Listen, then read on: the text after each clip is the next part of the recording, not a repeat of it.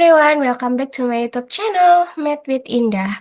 So, untuk di video kali ini, aku akan ngasih atau bahas tips metode mengerjakan soal hitungan pada TIU, teman-teman.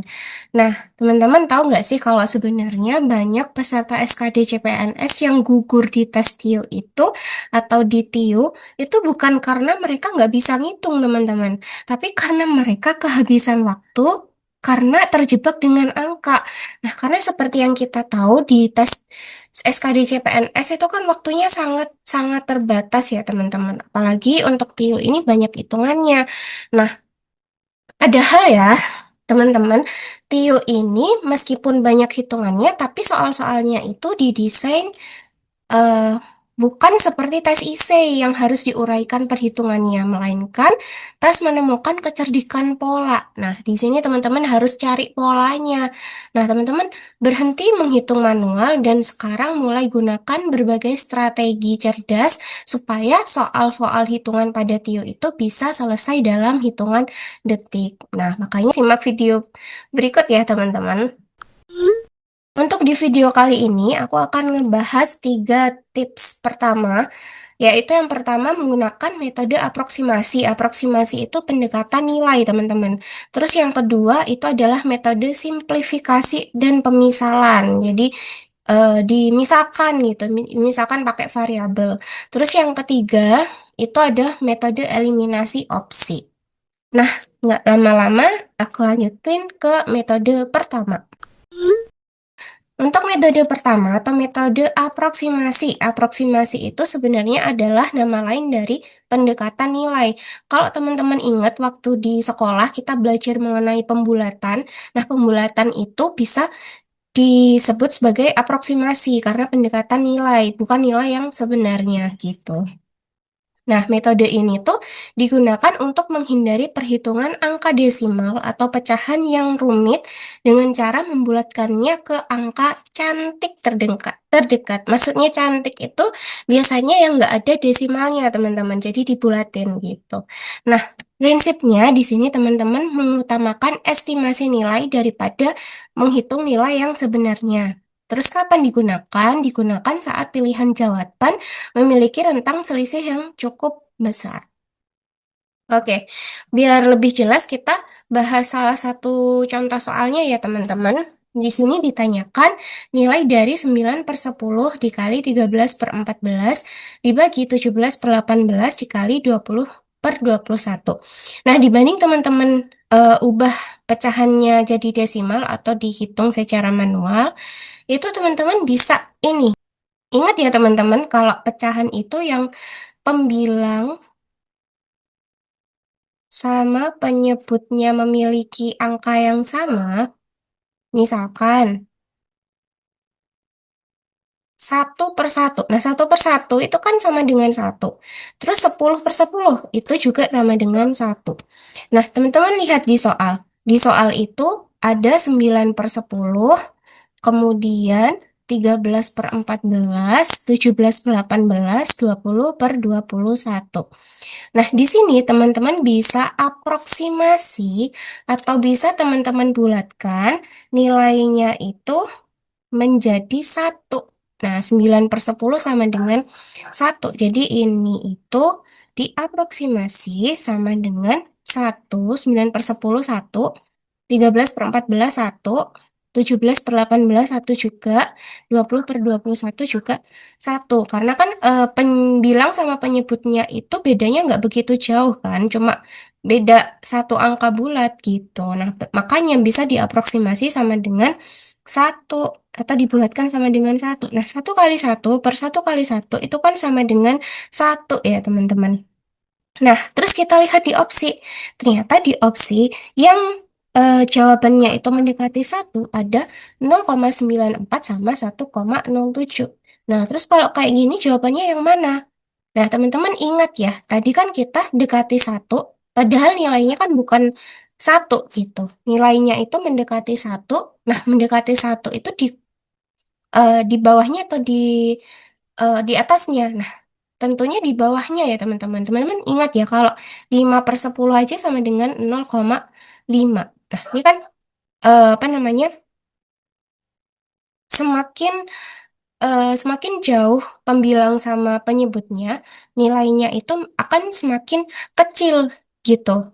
Nah, tapi kan ini dekat ya, dekat dengan satu, tapi dia kurang dari satu. Nah, karena dekat dengan satu, diaproksimasi satu, dan kurang dari satu, maka otomatis jawabannya adalah yang D, teman-teman. Karena dia kurang dari satu, dan yang paling dekat dengan satu. Kayak gitu ya. Semoga bisa dipahami. Terus lanjut ya, kita ke metode yang kedua, metode simplifikasi dan pemisalan. Nah, simplifikasi, pemisalan, dibikin simple gitu. Nah, jadi metode ini itu tujuannya untuk menyederhanakan soal yang kelihatannya gemoy. Gemoy itu kayak misalkan pangkatnya besar atau variabelnya berulang menjadi bentuk yang lebih sederhana gitu. Nah, eh, di sini prinsipnya kita bisa mengidentifikasi pola aljabar pada soal. Terus kapan digunakan? Itu saat eh, angka besarnya bisa diganti dengan variabel. Misalkan 4 pangkat N diganti P. Terus selesaikan dulu bentuk aljabarnya. Terus biasanya akan ada bagian yang bisa dicoret. Kayak gitu. Nah, mungkin biar lebih jelas kita lihat dari soalnya ya teman-teman. Di sini contoh soalnya itu adalah nilai dari 4 pangkat 10 dikurangi 4 pangkat 8 dikurangi 60 dibagi 4 pangkat 8 dikurangi 4. Oke, teman-teman yang perlu diingat di sini sebelum dimisalkan atau di pemisalan pakai variabel, teman-teman ingat ya kalau ada 4 pangkat A dikalikan dengan 4 pangkat B, itu hasilnya adalah 4 pangkat akarnya, pangkatnya dijumlahin, jadi 4 pangkat A plus B, gitu. Nah, terus hubungannya dengan soalnya itu kayak gimana? Nah, teman-teman lihat ya, di soalnya itu ada pangkatnya yang lebih kecil, yaitu 4 pangkat 8. Nah, 4 pangkat 10 ini kita mau pecah biar ada bentuk 4 pangkat 8-nya, supaya nanti lebih mudah untuk dimisalkannya. Nah, 4 pangkat 10 itu kan sama aja kayak 4 pangkat 8 dikali 4 pangkat 2. Nah, karena di sini 4 pangkat 8 dikali 4 pangkat 2 itu kan hasilnya sama aja kayak 4 pangkat 8 ditambah 2. Nah, 8 tambah 2 sama dengan berapa? Sama dengan 10. Nah, berarti bisa kita ganti jadi bentuk seperti ini. Jadi 4 pangkat 8 dikali 4 pangkat 2 dikurangi 4 pangkat 8 dikurangi 60. Kemudian per 4 pangkat 8 dikurangi 4 itu hasilnya berapa? Nah, karena ini sudah mengandung, semuanya itu mengandung 4 pangkat 8, kita bisa misalkan ya. Nah, di sini pemisalannya mulai berlaku. Misalkan 4 pangkat 8 itu sama dengan, apa ya, sama dengan P gitu ya, kayak ini. Nah, berarti di situ bisa kita ubah 4 pangkat 8-nya jadi P. Berarti P dikali 4 pangkat 2 dikurangi 4 pangkat 8-nya adalah P dikurangi 60 per P dikurangi 4 ya. Karena 4 pangkat 8 dikurangi 4.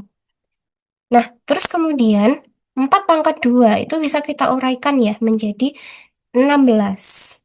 Jadi 6P kali 4 pangkat 2 itu sama aja kayak 16P. Terus dikurangi P dikurangi 60 per P min 4. Nah, di sini 16P dikurangi P itu kan 15P dikurangi 60 per P min 4. Nah, terus ini biar bisa kita coret-coret, kayaknya kita bisa keluarin angka 15-nya ya. Jadi 15P min 60 itu bisa dikeluarin 15. Nah, 15 biar jadi 15P dikali P. Terus 60 biar jadi, 15 dikali berapa yang hasilnya min 60? Tentunya dikali min 4. Nah, ternyata atas bawah mengandung P-4. Berarti di sini bisa kita coret, teman-teman. Berarti hasil akhirnya itu sama dengan 15 kali 1. Ya, karena ini coret-coretnya sama, jadi kan 1. Berarti sama aja kayak 15, teman-teman. Jadi jawabannya adalah yang C. Seperti itu. Mudah ya, teman-teman. Metode berikutnya di sini namanya adalah eliminasi opsi, teman-teman. Jadi, metode ini bekerja secara terbalik dengan menguji pilihan jawaban yang tersedia untuk menemukan pilihan yang paling logis. Nah, contohnya di sini kayak kita bisa pertama melihat satuan terakhir. Cukup operasikan angka satuan paling belakang kalau misalkan soalnya itu kayak 1, 2, 3 kali 4, 5, 6, maka angka satuannya pasti ini.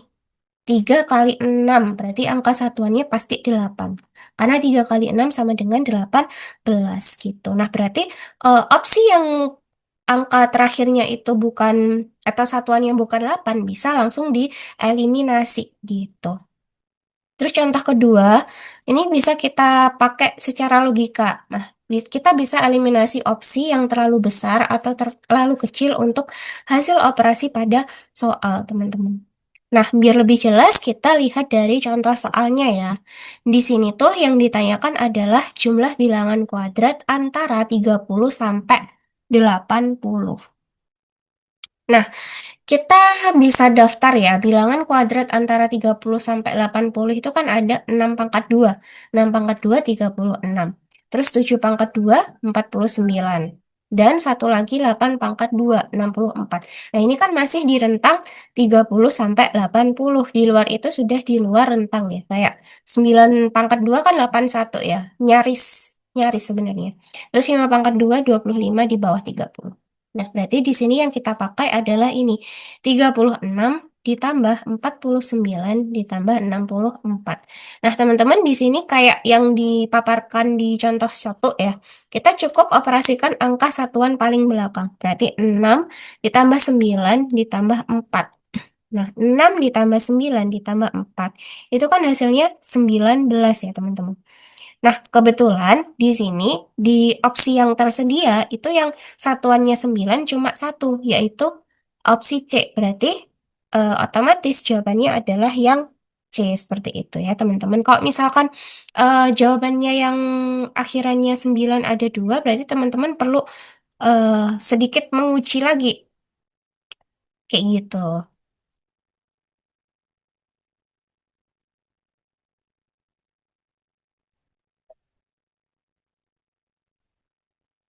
Nah, oke teman-teman. Jadi di video ini kita sudah belajar 3 metode ya. Yang pertama ada metode aproksimasi atau pendekatan nilai, terus metode simplifikasi dan pemisalan, dan juga yang ketiga adalah metode eliminasi opsi. Nah, semoga teman-teman bisa menangkap ya metode-metode yang sudah aku berikan. Nah, terus teman-teman jangan lupa ya kalau misalkan teman-teman butuh referensi buku untuk belajar SKD CPNS bisa dilihat di description box ya teman-teman. Terus bisa teman-teman pilih sesuai dengan budget dan keinginan teman-teman.